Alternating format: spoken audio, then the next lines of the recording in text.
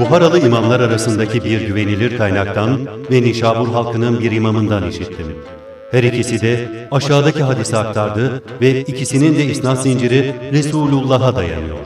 Allah'ın salat ve selamı onun üzerine olsun.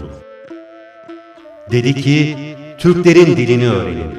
Çünkü onların saltanatı uzun sürecektir. Onların yaşadığı şehirleri, bozkırları dolaştım. Ve Türk, Türkmen, Oğuz, Çiğ, Yağma, Kırgız lehçelerini ve manzumelerini öğrendim. Ayrıca bu dili en iyi ve en etkili şekilde konuşanlardan, en eğitimlilerden, soyu en köklü kişilerden ve kargı sallamakta en beceriklilerden biriyim. Türk kavimlerinden her birinin lehçesini mükemmelen öğrendim ve güzelce sıralanmış bir tertip içinde kapsamlı bir kitapta topladım.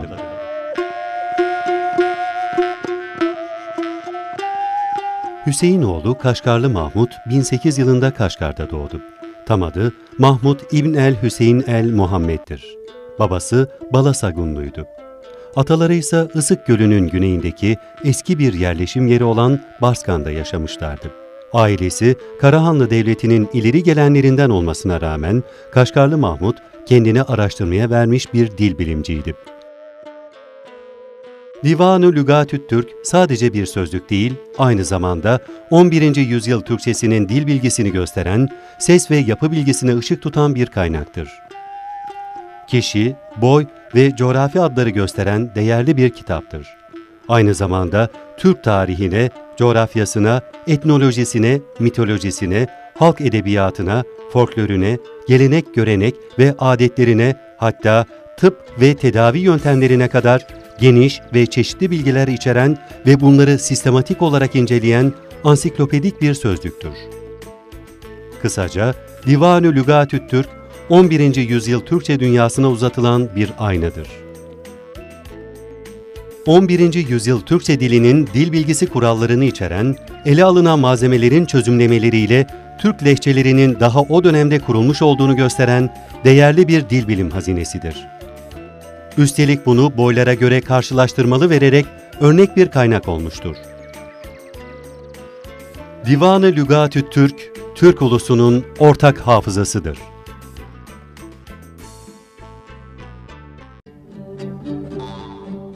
Balasagun. Başka bir adı da Kuzordu olan Balasagun, en eski Türk şehirlerindendir. Karahanlı Devleti'nin kuruluş devirlerinde baş şehri Balasagun'du. Ortaçağ Türk kültürünün önemli merkezlerindendi. Ortaçağ Türk edebiyatının en önemli temsilcisi Yusuf Has Hacip, Balasagunlu Yusuf, yaklaşık 1015 yılında burada doğdu. Yusuf Has Hacip ve Kaşgarlı Mahmud gibi önemli isimlerin yaşamı ve çalışmaları bu şehirle bağlıdır.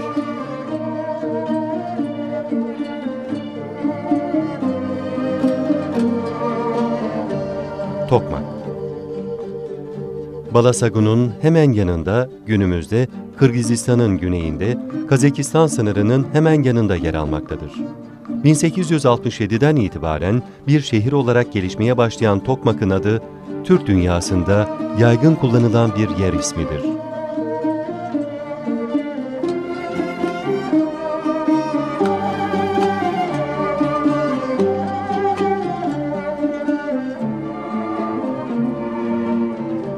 Közden yırağsa köngülden yeme yırar. Gözden uzak olan gönülden de uzak olur. Özgün. Oş ilinde bir ilçe. Batı Karahanlı Devleti'nin merkezi. Çok uzun süre bölgede mamur bir şehir olarak varlığını korumuştur.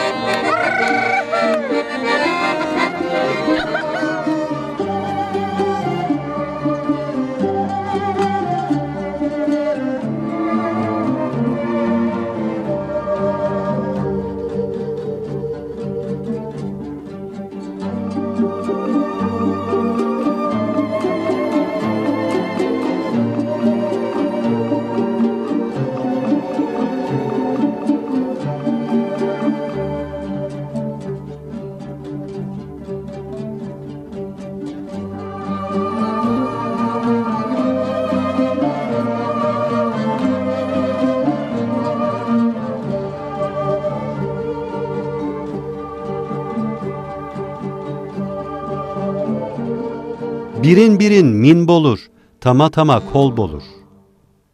Birer birer bin olur, damlaya damlaya göl olur.